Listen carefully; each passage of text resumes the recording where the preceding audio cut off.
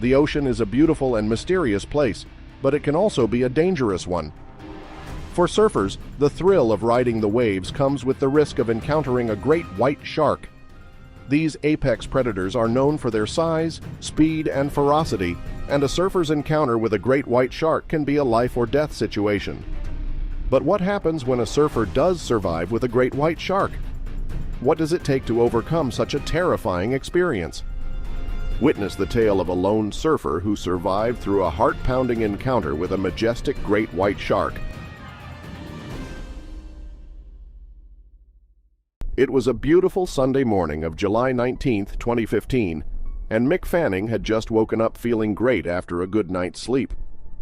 He was in South Africa, competing in the J-Bay Open, a significant event on the World Surf League Championship Tour. This day was poised to be a pivotal moment in Fanning's career, but fate had something unexpected in store. Fanning, the man known as White Lightning, led an active free surfing career and became a three-time surfing world champion. Fanning describes the lead-up to the event as a surge of positive anticipation. He was in the final against his close friend and competitor, Julian Wilson. The stakes were high as the winner would seize the lead in the world title race. The adrenaline was pumping, the crowd was eager, and Fanning felt the winds of victory brushing against him. His performance was phenomenal as usual, and he was feeling good. However, just 4 minutes into the final, the serene waters transformed into a scene of adrenaline-fueled chaos. While he was sitting there on his board, he felt something grab at him. He instantly jumped away, but it kept coming at his board. He started kicking and screaming. A great white shark, a majestic yet fearsome predator, made its horrifying presence known. What went down next shocked everyone who were watching the ordeal live. The shark had locked his eyes on Fanning and moved towards him at a breakneck speed. Its main dorsal fin was right behind him, and Fanning took a few seconds to process what he had just seen. For 9 agonizing seconds, a wave blocked everyone's view of the surfer. However, only Mick knows what actually happened then and there. But what happened next was something that nobody could have predicted. Fanning started to fight the white shark with his bare hands like a Greek god. He punched and kicked at the looming menace, desperately trying to escape its jaws. In that heart-stopping moment, Fanning's life flashed before his eyes. The spectators on the beach and the live broadcast viewers worldwide held their breath as they witnessed the drama unfold. Fanning's mother Liz froze as she saw what had happened to her son. Fanning's survival instincts kicked in and he started swimming away from the danger zone. In a stroke of fortune, jet skis arrived to whisk him out of the water and take him to safety. But what won the hearts of the viewers was the selfless act of Wilson, who paddled towards his rival, offering his help and support. This display of true friendship and selflessness became a testament to the bond shared by surfers, united by their love for the ocean and their unwavering support for each other. Dive into the world of sharks by biting that subscribe button. But why do great white sharks behave like this even though they haven't been provoked? Great white sharks are definitely not the kind of animals that are all bark and no bite. They are apex predators, meaning they belong to the top of the food chain. Also, they are literal menaces, with a body built for hunting and killing. Their sleek shape allows them to swim quickly and efficiently, leaving its prey in terror as it moves closer. Their sharp teeth can tear through flesh like a hot knife through butter, and their powerful jaws can crush bones with ease. And let's not forget their infamous killer instinct, which has been known to drive them to attack even when they are not hungry.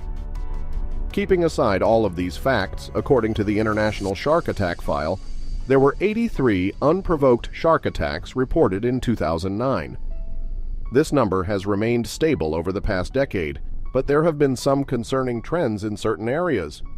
This might come as a shock, but shark attack rates have almost doubled in the eastern US and southern Australia over the past 20 years. There are a few possible explanations why sharks attack, and most of them have got to do with humans. The more sharks and people in the water, the greater the chance of a shark attack. And when humans surf and swim, they literally look like helpless creatures from the shark's point of view. Gavin Naylor, director of the Florida Program for Shark Research, thinks that us humans look like helpless sausages floating around in the water. It seems funny until you are the one being eaten. Do you remember the scene from the movie Finding Nemo where the shark named Bruce loses his composure when he smells blood? He tries to growl and thrash around, and he even tries to attack Marlin and Dory. This is a classic example of how sharks can become aggressive when they smell blood. So, basically when they see you moving or surfing, they might get curious and mistake you for a seal or an easy prey. They try to injure you, and Viola, they smell blood. As soon as that happens, they go batshit crazy. So you see, even a calm and collected shark that smells blood becomes completely unhinged.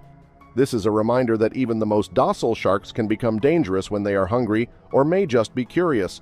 But wait right there. Before you stamp these majestic creatures as brutal and nasty, you should know that this is how they have been built. Hunting is in their blood. They are predators that don't have a clue about good or bad. Also, don't worry about shark sightings too much, as it is a positive sign of a healthy and thriving marine ecosystem.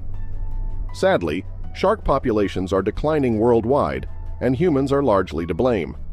Recent estimates reveal that the presence of oceanic sharks have declined by 71% since 1970, and overfishing is the biggest threat faced by them.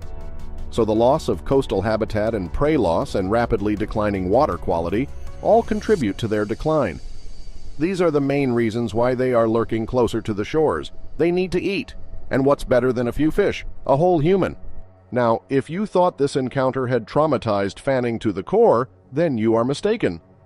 Fanning is a man of steel whose emotions transitioned from shocked to laughter as he found himself on a water safety board, recounting the unbelievable experience with those around him. But as he set foot on land and witnessed the worldwide reaction, the gravity of the situation sunk in like a ton of bricks. He had just defied death. The warmth of hugs from friends and loved ones highlighted the fragility of life and the importance of cherishing every moment, lest he become shark food himself. This life-altering event shifted his mindset, but it wasn't the first time he had experienced loss. Fanning had already lost his father, brother, and his mentor. But through it all, he has maintained his ambition, inspiring those who follow his career. A shark attack had nothing on him. After a storied career in professional surfing, Fanning's retirement back in 2018 allowed him the freedom to explore new horizons. Fanning had at least 2 brushes with sharks in his entire lifetime, including the one that went viral on YouTube. The video of the incident got an unbelievable 25 million views after it got posted. But did you know that shark attacks in Australia are not that rare anymore? Recently, a shark attacked and killed a man named Simon Bacanello, a 46-year-old teacher who was surfing off the coast of South Australia. The shark repeatedly bit the victim and dragged him underwater. Eyewitnesses claim that the shark returned 3 times for the man. Like I said, once it smells blood, it can't hold back its instincts. On the other hand, the 3-time world champion surfer Mick Fanning is lucky to stay alive. Although he was left shaken after his brush with death, it also inspired him to learn more about sharks and why they are becoming more prevalent in Australian waters. In his documentary, Save This Shark, Fanning travels the world to meet with shark experts and learn more about these misunderstood creatures. He also goes cage diving with sharks, an experience that he says helped him heal from the trauma of his attack. The documentary is nothing short of marvelous. A must-watch, if I may say. Contrary to what some might expect, Fanning's encounter with the great white shark did not sour his perspective on sharks or the ocean, and he still finds joy in doing what he loves the most, surfing.